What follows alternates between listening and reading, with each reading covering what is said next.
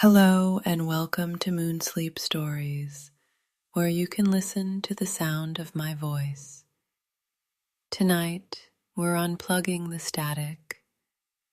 No buzzing phones, no endless to-do lists, just you, sinking into a softer, quieter space, where your body lets go and your thoughts stop clinging so tight. Sure, you could stay up doom scrolling, but maybe don't. If you enjoy what I do here, like and subscribe, and let me know in the comments where and when you're listening from. Now dim the lights, turn on a little fan hum, and let's begin tonight's. You're lying on your back, the bed beneath you, soft, warm, and just supportive enough to feel like it's holding you, not trapping you. Your shoulders melt a little more with every breath, and the ceiling, well, it's not just a ceiling anymore. It's an endless sky, a velvet one. Deep indigo, somewhere between night and dream. Your eyes flutter closed, not from exhaustion, but because the outside world is simply less interesting now. Your mind, which just moments ago was sprinting through tabs and texts and tomorrow's tasks, begins to slow. You feel your breath again, that soft wave. Inhale, hold, exhale, melt, and again and again. The rhythm isn't forced, it's remembered. You start to notice your fingers, how they gently float without tension. Your toes, uncurling like petals. Even your jaw, usually clenched like a vault door, is now just loose, heavy. There's a gentle tug, a velvet thread pulling you down. Not like falling, not scary. It's more like descending an gold wooden staircase in slow motion, every step padded, every creak softened by time. And on the walls of this imagined descent, images begin to appear. Here's one, your younger self, barefoot, laughing, that laugh that never worried about being too loud. Here's another, a quiet lake at dusk, still as glass, mirroring a sky so pink it looks painted, and another, just stars, thousands, maybe millions, no names, no maps, just light. With each step down, you feel lighter, and not just lighter in your body, but in your soul, the kind of lightness that comes when you finally stopped pretending to carry the whole world. You pass a window, and outside, a distant mountain range, moonlit and silent, untouched by time. One of them almost looks like a face, a giant sleeping in the earth. And that's when it happens. You hear it, not a sound exactly, more like a hum, a vibration, ancient, comforting, like the first song ever sung, echoing from the walls of a cave lit only by firelight and hope. The sound as it wraps around your spine, settling low in your belly, reminding you, you are not broken, you are not behind, you are right here, and that is enough. Somewhere behind your eyelids, images shift again. You're walking now, through a forest of soft-barked trees. Their leaves glow a faint blue, like bioluminescent whispers. The moss is springy underfoot, and it knows your name. You pause. A soft breeze brushes your cheek, and tucked in its breath is a memory. That time someone said they were proud of you. That time you actually believed them. It settles on your shoulder like a feathered creature, not asking to be held, just offering company. There's a stump ahead, smooth, clean, like it's been waiting for you. You sit, or rather, you are sat, because by now, you're not really deciding anymore. You're simply flowing. Above you, the canopy shifts and reveals a sky peppered with stars. You notice one blinking, not like a star, but like a lighthouse, guiding you somewhere safe. Your breath deepens. Inhale. The smell of sweet bark and rain-soaked roots. Exhale. The tension that lived between your shoulder blades for the past 4 Tuesdays. And just like that, you remember something from history class. The way ancient Egyptians believed dreams were messages from the gods. That sleep wasn't just rest, it was revelation. The temples of Serapis were built not only for healing, but for dreaming. Funny, right? We build apps for better REM cycles, and they built marble monuments for it. Historians still argue whether those temples were more hospital or oracle, but for now, in this forest, you are the temple. A hush falls. Somewhere nearby, an owl hoots. Not ominously, but like it's saying, "You've made it." You look down and your feet are bare, not a speck of dirt on them. You've been walking, but it feels like flying. And here comes the fringe fact for the evening. Did you know certain sea creatures, like dolphins, sleep with one half of their brain awake, one eye open, always watching? But you don't have to do that anymore. Whatever needed watching, whatever needed fixing or defending or explaining, it's handled. It can wait. It can dissolve into the dark like ink in water. A soft sigh escapes you. You didn't plan it. It just happened. The way true relief always does. Suddenly and without apology. Your spine uncoils.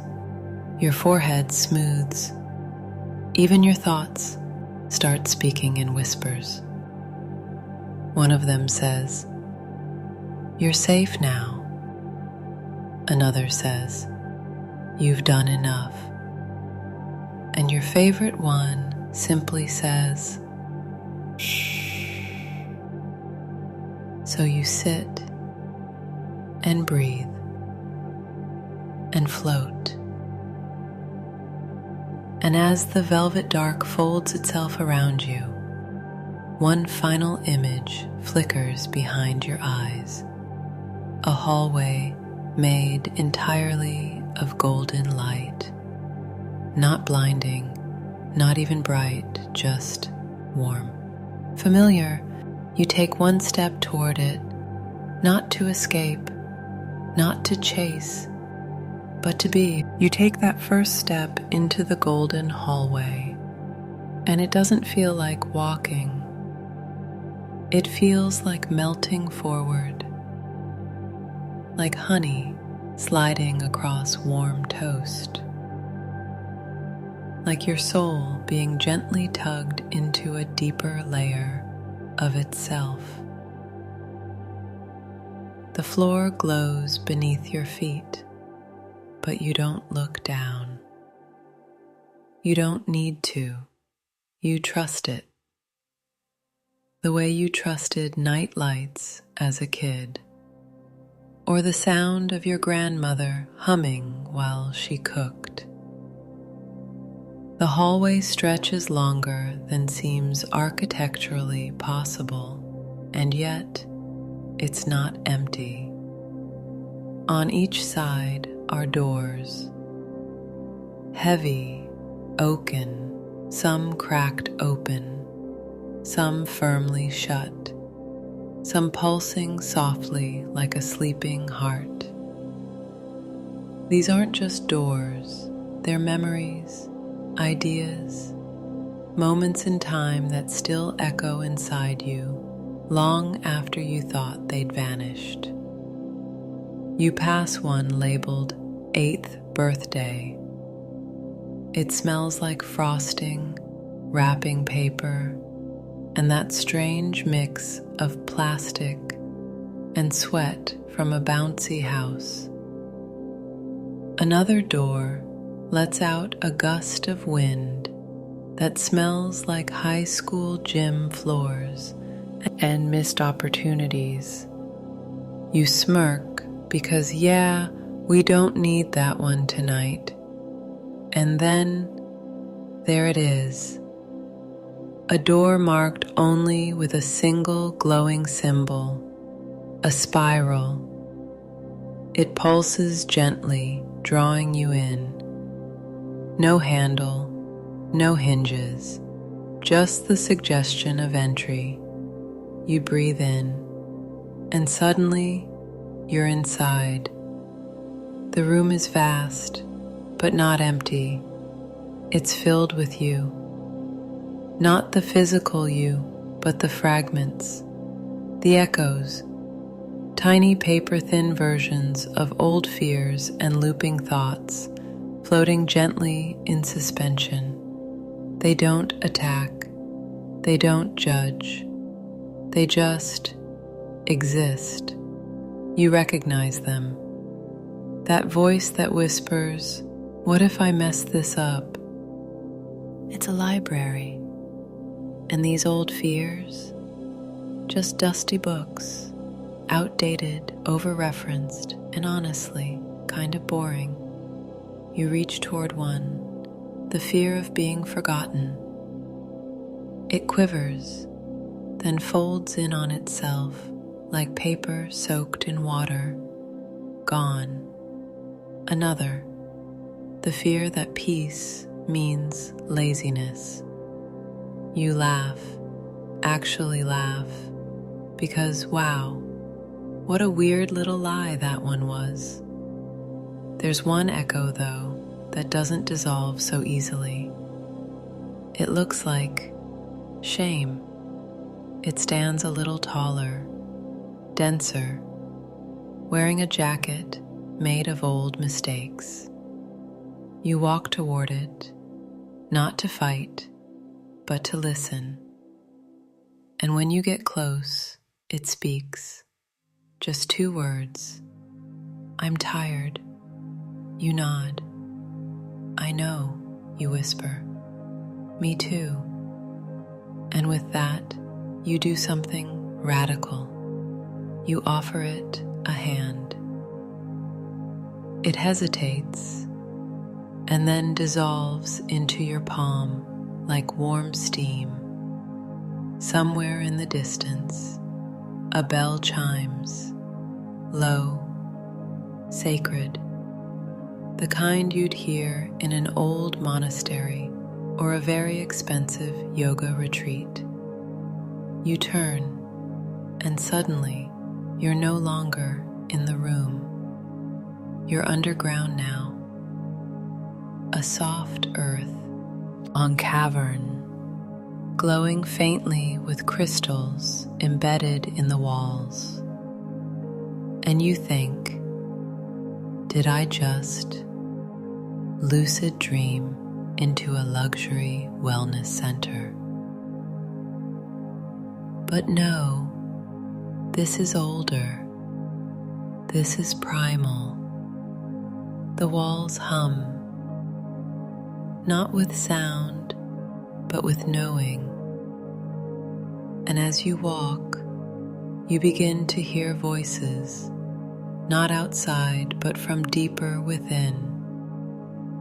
memories you didn't know you remembered, a lullaby hummed in the car on a rainy day, the way someone once brushed hair gently behind your ear, a whispered, "I'm here," in the middle of a fever dream. Each one wraps around you like a warm shawl, layering comfort upon comfort. You keep walking, and the cavern opens into a vast chamber. At the center, a still pool, black as obsidian, smooth as silence. You kneel beside it. This is the mirror pool, the one from your dreams, the one that doesn't show your reflection, only your truth. You lean over, and instead of your face, you see light, a pulse, a rhythm that matches your breath. This isn't a reflection. It's a reminder that beneath all the noise, all the edits, all the filters and fears and schedules, you are whole. And while you're marveling at that, let's take a history break.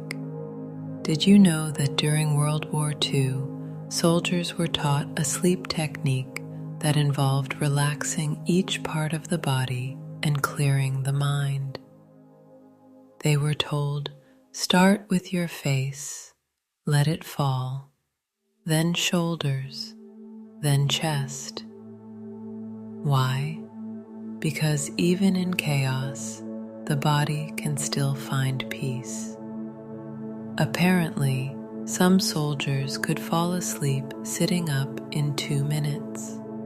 And here you are, lying on a cloud, basically cheating. You trail your fingers in the water, and it begins to ripple outward. Each ripple a thought, an idea, a promise. I will treat myself with kindness. I release what is not mine. I deserve to rest. And then something curious happens. A tiny boat appears, made of folded paper. Inside it, a handwritten note. You pluck it gently.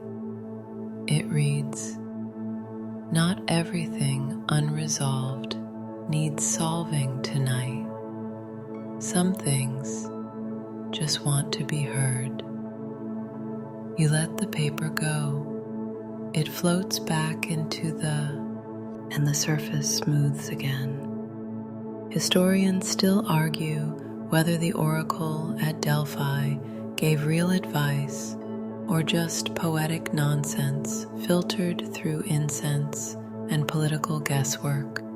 But here, in this quiet, underground moment, you feel your own kind of oracle stirring. Not prophecy, but presence. You sit by the water, listening to nothing. And in that nothing, you find everything. The faint tick of your heartbeat, the hush between breaths, the space where overthinking used to live. You stay here as long as you need. The pool doesn't mind. The walls don't rush you. The echoes have all gone quiet. And just before you rise, a new voice speaks. Not from outside, not even from memory, but from somewhere even deeper. It says, "Peace is not a destination. It's the way you treat yourself while getting there." And with that, you feel the room begin to shift, not falling, not ending, just moving, like turning a page. The page turns silently, no crackle, no thud, just a slow, silky unfurling. And suddenly, you're somewhere new. The ground beneath you is stone now, cool, smooth, worn from centuries of soft footsteps. You're in a corridor, long, domed, ancient. Its walls glow with a warm golden light cast from delicate lanterns floating midair. They sway gently as if breathing, as if alive. This place doesn't whisper, it remembers. You walk forward, bare feet padding softly. The lanterns illuminate plaques etched into the walls. Symbols, names, phrases in languages you don't recognize, yet somehow understand. One reads, "To rest is to resist the world's noise." Another, "Here, silence is sacred." You nod, not out of agreement, but recognition. You keep walking, and with each step, the silence becomes fuller, like the opposite of an echo, like the world pressing pause. You turn a corner and find yourself in a circular room, no windows, no door behind you, just that same floating golden light. At the center sits an old man, cross-legged, long white robe, eyes closed, and beside him, a Roman bath.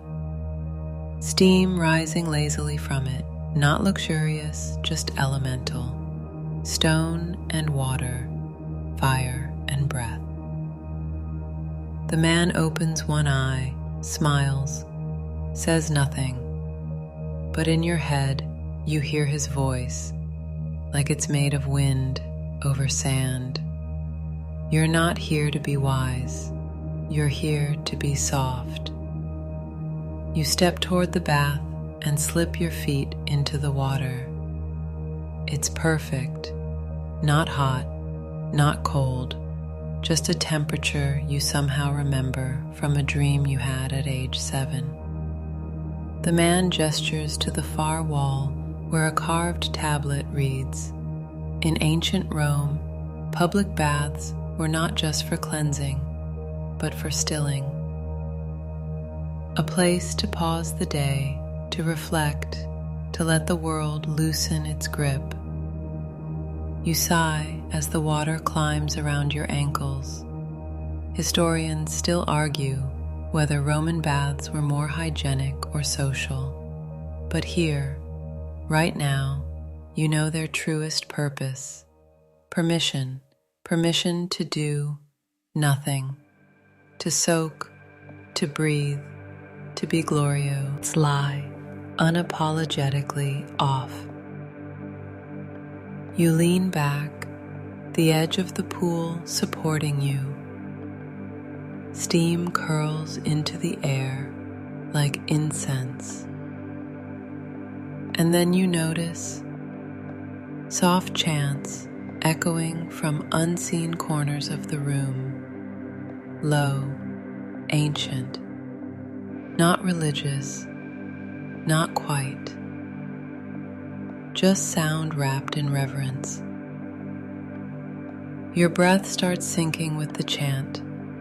Inhale, hold, exhale, float.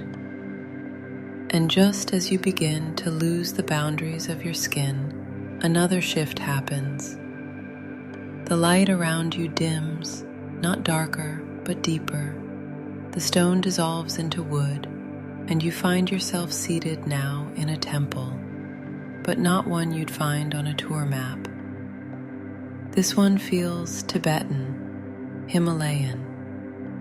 The air is thin, cool, tinged with the scent of juniper and melted yak butter candles.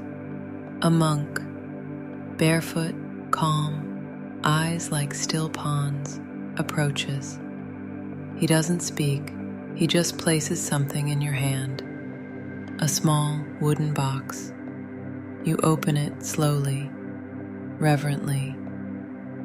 Inside, a single round stone, smooth, warm, familiar, and a slip of parchment reading, "Your breath is older than your name." You close your eyes, holding the stone in both palms like a talisman. And that's when your body begins to hum. Not loudly, not like machinery, but like earth, like gravity, reminding you that stillness is an absence. It's a presence so complete, nothing else can fit. A thought drifts across your mind like a feather. What if you didn't need to chase peace? What if it's been waiting for you? Your heart responds, not with words, but with a slow, sleepy pulse. You sit quietly as the monk lights a lantern and hangs it above you. It glows gently, the flame barely flickering. He nods once, then walks away, dissolving into light. As you gaze at the lantern, you realize something. Each one you passed earlier, each floating flame, is lit by someone who found peace before you. A historical breadcrumb trail of stillness. From monks to midwives, from warriors to widows. People who, at least once, let the world blur while they breathed. You smile, because honestly, that's kind of beautiful. And now, of course, a quirky tidbit for your sleep time trivia collection. Did you know that during the reign of Emperor Augustus, Roman citizens believed in genius loci, the spirit of a place? They thought certain locations held protective energies, so they left offerings not just for gods, but for spaces, for vibes, basically. Imagine that. People 2,000 years ago lighting candles and muttering, "This room has good energy." You chuckle softly, and maybe, just maybe, you'll leave a mental offering here tonight. A smile, a softened thought, a whispered thank you.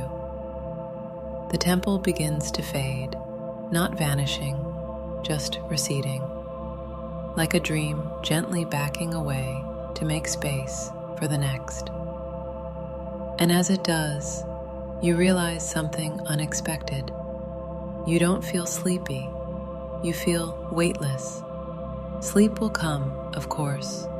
That's inevitable. But what you feel now is beyond sleep. It's stillness. The kind of stillness you don't chase. It finds you. Like light spilling slowly into a dark room, you look up one last time at your lantern. It flickers, once, not to warn, to intonation, to welcome. And then, with a breath like a bow, you begin to rise. Not up, not out, inward, deeper still. You rise, not with effort, not like pushing off the ground, but like being lifted gently by the air itself. A soft, upward drift, weightless and slow, like the way dandelion fluff surrenders to the breeze. The golden light of the temple fades behind your eyes, and in its place, the world blooms open. You're standing now in a garden, but this is no ordinary garden. There is no dirt beneath your feet, only a glassy surface that reflects the sky above so perfectly you can't tell where one ends and the other begins. You are walking on air or water or thought. Every step sends tiny ripples outward. Each ripple glows momentarily, then disappears into the infinite. You begin to move forward, slowly, reverently, as if afraid to disturb the fragile stillness. But the garden welcomes you. There are flowers here, but they don't look like any flowers you've seen. Some shimmer with translucent petals like jellyfish. Others glow with a soft internal light, pulsing to the rhythm of white of your breath. And they're quiet. No buzzing, no rustling, just the soft sound of being. You reach out to touch one, and it leans into your hand, warm and silky, like it's been waiting. As your fingers brush the petal, an image flashes across your mind, a moment you've tried to forget, a conversation that ended too soon, a glance you misread. You pull your hand back, startled, but the flower doesn't recoil. It simply pulses softly, as if to say, "It's okay, this belongs here too." You continue walking. Around you, more flowers open, each one connected to a memory, a wound, a hope. And suddenly, the garden isn't just a garden, it's you, your internal world made external. A living archive of emotions and echoes. You come across a willow tree with leaves like strands of silver. Beneath it sits a pond, not a deep one, more like a basin of truth. You kneel beside it, and in its surface you see not your face, but your essence. It changes with each breath, not static, alive. And for the first time in a long way, you don't try to fix what you see, you simply watch.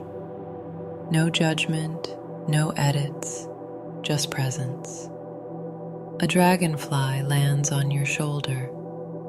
Its wings are made of something almost too delicate to be real, like moonlight and forgotten lullabies. It speaks, not aloud, but in a feeling. You've always been this beautiful. You just forgot. You close your eyes, let it sink in. Then you remember something from an old book, or maybe a documentary you watched during a rainy afternoon. In Japan, there's a tradition called kintsugi, where broken pottery is repaired with gold, not to hide the cracks, but to honor them, to say, "This was broken, and now it's even more beautiful." You look around the garden again. Every flower, every leaf, every shimmer, none of it is perfect. Some petals are torn, some leaves are crooked, but together, they make something breathtaking. Historians still debate whether kintsugi began as an art form or an accident. Either way, its message endures. Your cracks are not your failures. They are your fingerprints. You stand and take a few more steps. A breeze passes through the garden, carrying the scent of wild lavender, and something you can't quite name, maybe safety. Ahead, you see a path lined with mirrors, but these aren't ordinary mirrors. They don't reflect your body, they reflect your beliefs. The first one shows a child, small, wide-eyed, hopeful. You feel a lump in your throat. The next shows an older version of you, shoulders hunched, eyes tired. You remember that phase, the trying too hard to be loved phase. You nod gently at them. And the next, just light, nothing defined, just potential. As you move from mirror to mirror, each reflection becomes softer, not blurry, but gentle. Like your identity has loosened its grip and let your spirit breathe. And then you reach the final mirror. It's not reflective at all. It's a door, no handle, no frame, just a standing oval of glowing silence. You step through it. On the other side, the world tilts. You are no longer walking. You are floating. Not above the garden, not above the world, but inside your own peace. And it's warm here, not temperature warm, but memory warm. Like the warmth of falling asleep in a sunbeam, or that very specific moment when someone tucks the blanket just right.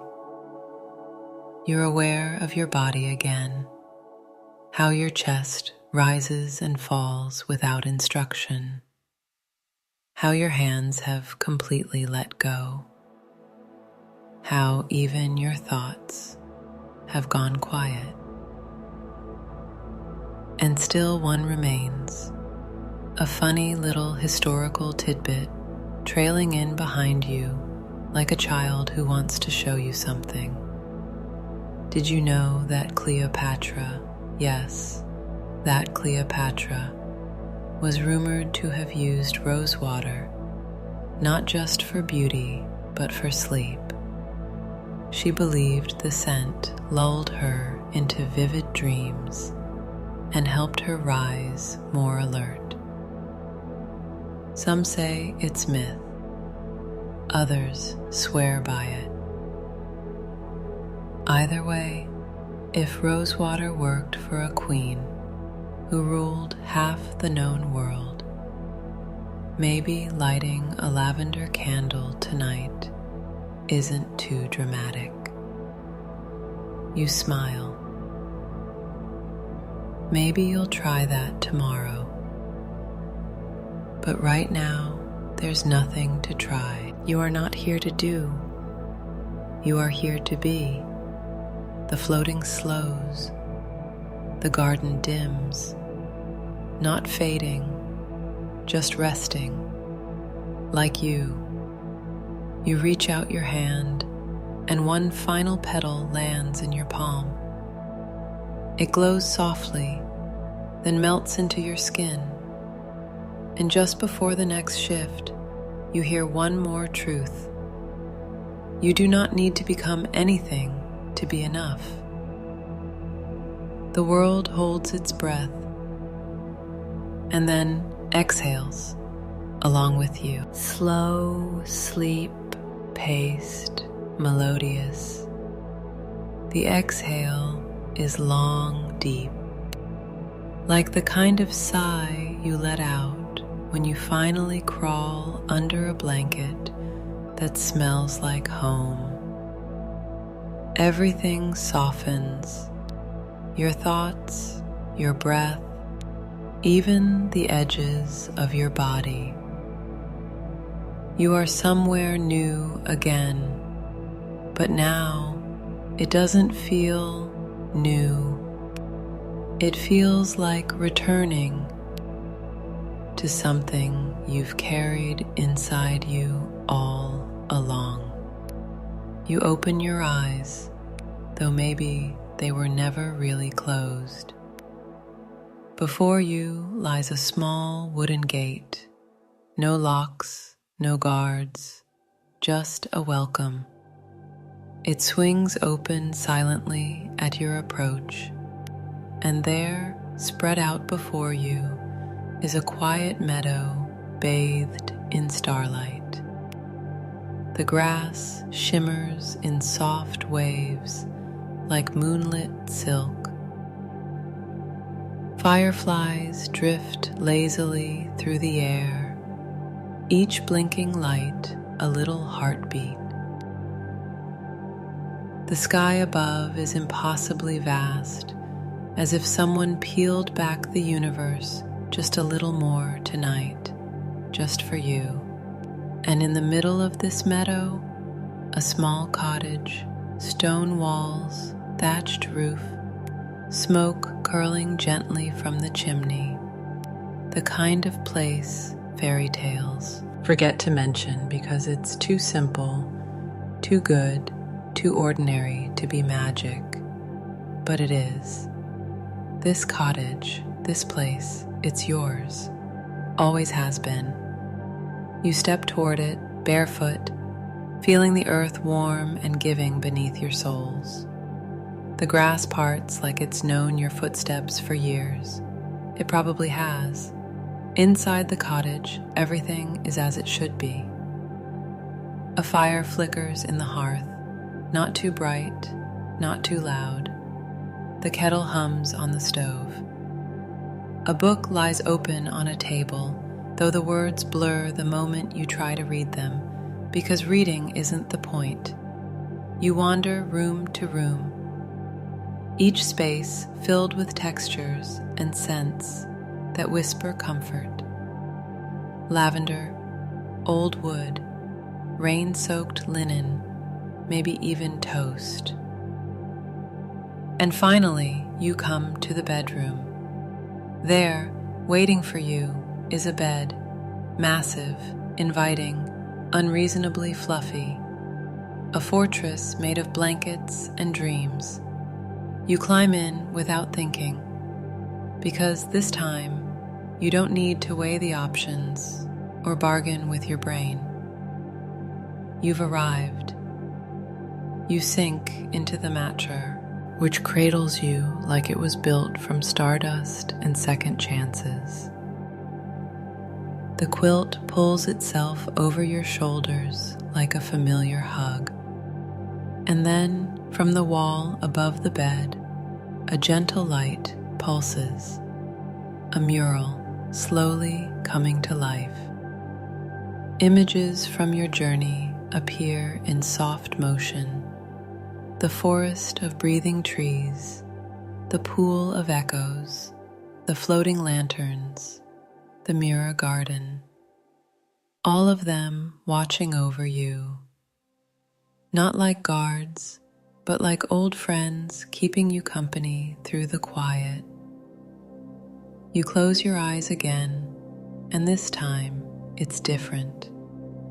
There's no searching, no sifting through memories or plans or old conversations, just stillness, a deep, vast silence that doesn't feel empty. It feels safe.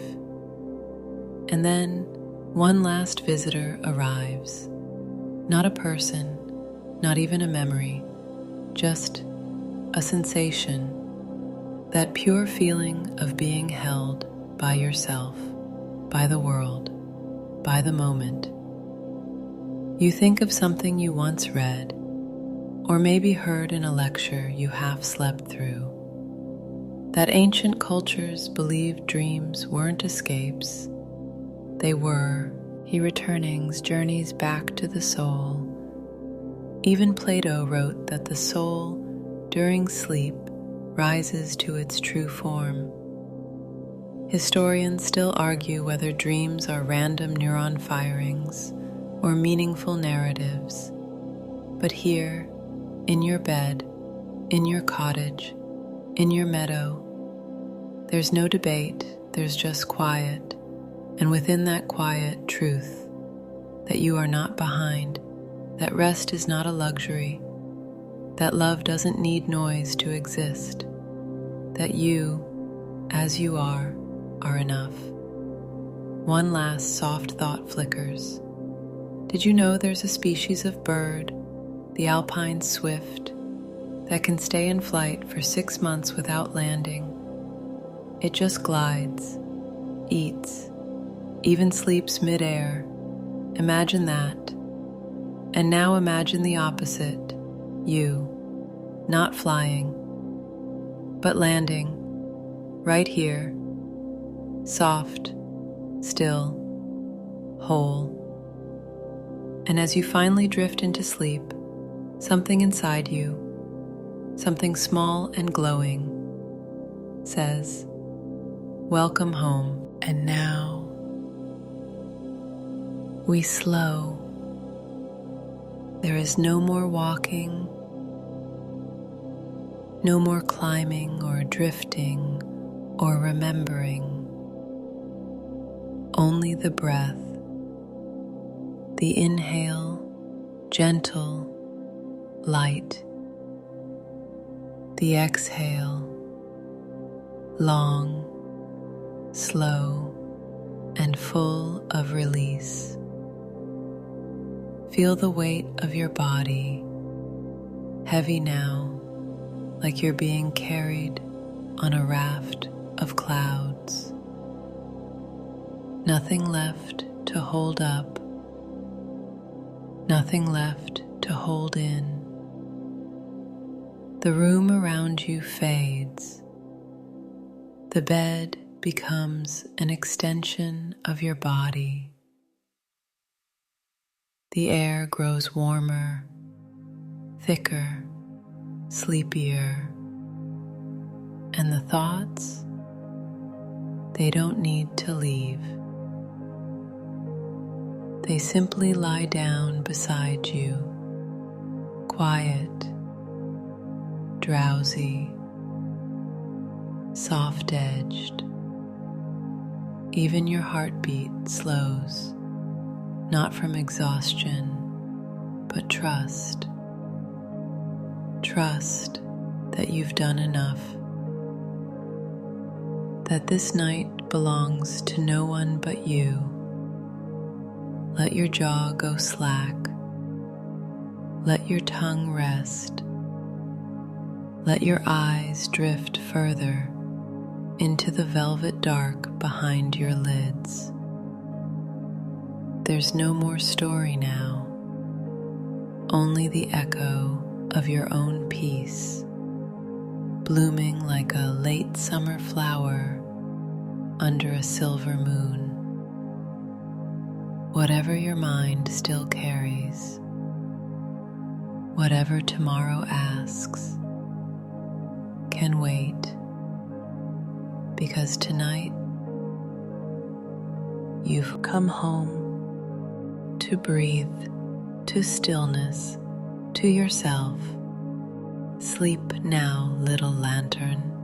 The world is quiet, and you are safe.